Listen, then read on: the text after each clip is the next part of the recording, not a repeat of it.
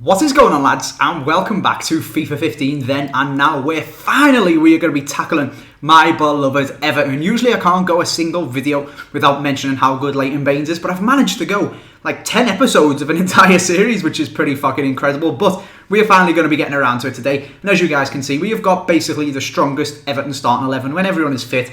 This is basically the team that starts every single game for Everton, so this is the team that we're going to be taking a look at their oldest cards. We haven't got too many massive players this year. We've got an informed Baines who's quite expensive. We've got an informed Jagielka who's reasonable. And we've got that man of the match Lukaku that you can see there. So if you want to go and pick any of them three up, they're the only really ones that'll cost you any coins. Link down in the description to IG Sky. They are 100% reliable. They are a little bit slow because the web app is out and they've got so many of your guys' orders to sort out. But you will 100% get your coins, and they are ridiculously cheap, like £10 per million with the discount code AJ3, or like £4 per million or something crazy like that if you're on PS4. So go and check them out. Their link is down in the description. And let's just crack on and get into this video. So up first, we have got, of course, Tim Howard in goal. He has been driving me mental in real life, and I'm recording this video before Everton's UEFA Cup game, Europa League game it's called now, this evening. So hopefully he actually plays decent tonight. You guys will know by the time you've seen this, he might have had another howler. But 82 rated he is now with that beautiful beard. If we take it all the way back to FIFA 10, as a lot of these players are from, he was an 85 rated. This is probably just after his transfer from Man U, and you know EA love to lick Man United and all the big clubs like that, but also that is probably why he's such a high rated player. Even though he wasn't particularly good when he first arrived at Everton, he's got a lot better throughout the years, although he's having a fucking dreadful time at the moment. He is, last year especially, and during the World Cup, was incredible. And he's actually lower rated than he was when he first came to us, which I am not too sure about. But there you go, 85 rated. The stats aren't actually too much different to what they are now. His diving is about the same, his handling is a little bit better, and his reflex is a little bit better, but that is about it. So let's move on to Phil Jagielka, who is one of the most boring ones of all of the players I have ever done. Phil Jagielka is an 80 rated non-rare, not really too sure what the hell is going on with that, but still non-rare this year. And in FIFA 10 and in FIFA 11 and in every single FIFA bar 1, this guy has been 80 rated, as he always is. I think it was FIFA 13, he was a 79 rated, and then he ended up going and get a team of the season over 80. Other than that, every single card Jagielka's ever had is just an 80 rated card. It is absolutely mental. Next to him, we have got one of the craziest ones though. We've got John Stones, who I think anyway is criminally underrated on this FIFA, being only a non-rare silver, 71 rated, easily deserves to be a gold in my opinion. He has been playing better than Jagielka this season, but back in FIFA 13, holy shit was his card crazy. He was a bronze player, he was a right back, he was playing for Barnsley, and he was 55 rated. Oh my god. He must have only been about 17 or something like that, 18, I don't even know back then. But even still, oh my god, this card is mental. Even then, he was better than a 55, but just because he was playing for Barnsley, EA rated him dreadfully. Look at them stats. 53 passing, 53 dribbling, and 53 defending. If someone from EA hasn't just randomly written them down because they couldn't be asked to do anything else, I will eat my hat. But that is John Stones, and what an absolutely dreadful start he had to his Ultimate Team career. Left back, we have of course got Leighton Baines, finally getting the recognition he deserves with that 82 rated, although again I think all left backs and right backs on this game are underrated. The highest rated one is an 83, and that is like Danny Alves or something like that, whereas you get other players, everyone else has got like an 87 or an 88 or a 90 odd and stuff like that in the other positions, but for some reason fullbacks never get above 82 or 83. Baines in FIFA 10, same again, 80 rated he was, probably criminally underrated, although he has been getting better and better and better throughout the years, and I absolutely love Leighton Baines, and again, that just looks like a very good card, a little bit faster than he is now, a little bit worse shooting, a little bit better passing actually, which is beyond me, I don't know what they're doing there. His dribbling's better as well, but his defending and his heading are a lot worse than his defending and his physical are now. Over on the opposite side, we have got Seamus Coleman. Again, these two are not been doing the business quite as much this season, but I think that's largely due to the midfield just being terrible and just having a shocking confidence levels throughout the whole season. But Coleman and Baines are probably two of the best fullback duos in the Premiership when you count both of them. Loads of teams have got one ridiculous fullback, but not really have two. And last season, these guys are absolutely incredible. And Coleman is still playing ridiculously good this season. He got that upgrade to an 80 rated card, which you can see there.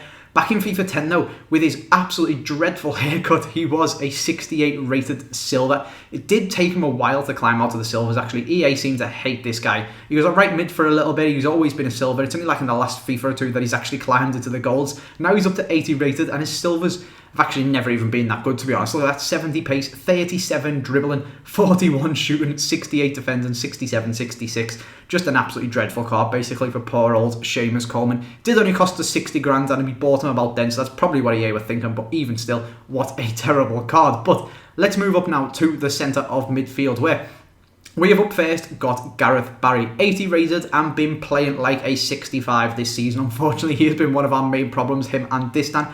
Back in FIFA 10 though, when he was still playing for City, he was a really good player. And last season he was a really good player and probably could have got into the England team with his form last year. He was one of our main big players, just holding the team together and doing so well. And that is one of the reasons we're doing so badly this season, is Gareth Barry's form has just took an absolute nosedive. But irrelevant to that, when he was still playing for City, he was an 84 rated, 67 pace instead of 48 would be an absolute dream on this FIFA. 82 defending, 76 heading, and his passing, 88 passing, absolutely crazy, and he looks like a properly good card on that FIFA. Probably comparable to Gerrard on this FIFA. Next to him, we have got one of our best players. We've got James McCarthy, again just got an upgrade to 80. Ridiculously good midfield in real life. Absolutely insane on this game as well. I love him. He's one of my favourite centre mids on this. His long shots are insane.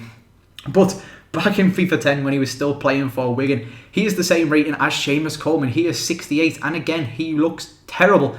He has got 66 pace, 62 shooting, and 75 passing. He was actually a cam though, so they give him that 80 dribbling, which is just madness. He's got 76 now, and now he's got 79 defending and 81 physical, whereas back then he had 42 defending. So somehow in the past couple of years, this guy has just learned to defend like an absolute boss and gone from 42 to 79, but somehow has forgotten how to dribble, according to EA. So that is just how that is going to go. So let's move on to Stephen Naismith, Neymar, one of the best players in the world by an absolute mile, the Scottish Messi.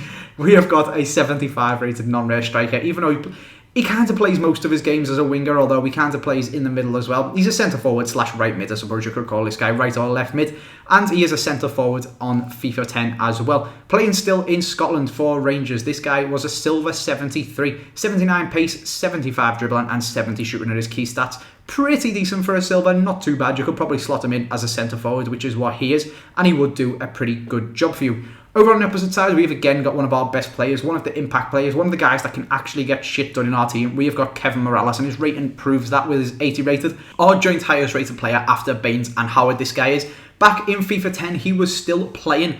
This is before he got his transfer to Olympiacos, before he got his transfer to us. He was a 74 rated centre forward silver. Looks reasonable. He doesn't particularly look good. He's got 76 pace, 73 dribble and 71 shooting, whereas now he's got 88, 83, 77. He's ridiculously good on this FIFA, but back then he wasn't particularly good at all. But we couldn't do it then and now about Kevin Morales without talking about this card, this 82 rated left wing, second in form he got for Olympiacos. This is literally the best card I have ever used on any FIFA ever. It is insane. 90 pace, 91 shooting and 86 dribbling. And because of the league he was in, he only cost about 50k or something like that, which was just madness. He was basically the cheap Ronaldo of FIFA 12. It was insane. If you guys would like to see me do a then and now of these crazy cards, like the best cards ever, pop them down, your favourite informs, cards from ever. Like I loved El Shaarawy on FIFA 12 as well, so we would definitely have to go in there. But this Morales, I think, is my favourite card from any FIFA just ever. It was so good. I think he had 5-star weak foot as well and 4-star skill moves, and he was just at them.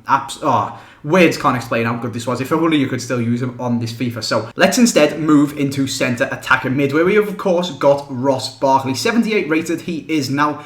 In FIFA 12, which was when this guy first came in, he was a non-rare silver 69 rated.